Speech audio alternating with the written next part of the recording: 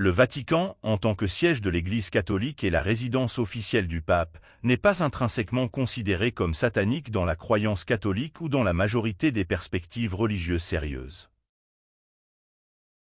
Bienvenue sur Malte Zone, toutes nos excuses pour le silence ces derniers moments.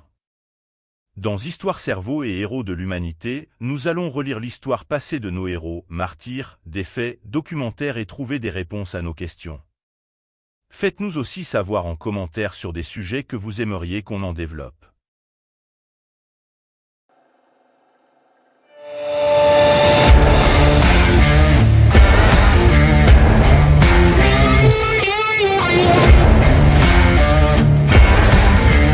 Comme nous le constatons, le monde est composé de plusieurs églises et à chaque église sa propre version, croyance philosophique et manière de voir ou faire des choses.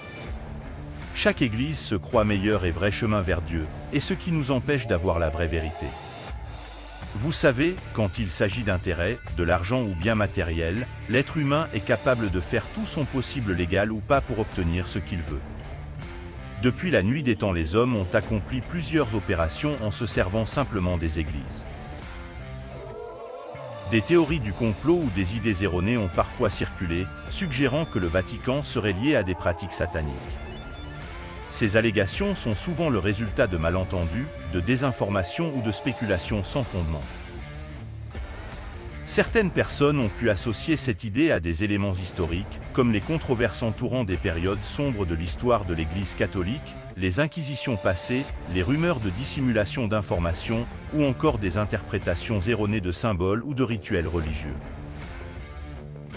Cependant, il est essentiel de distinguer entre des faits avérés et des spéculations non fondées.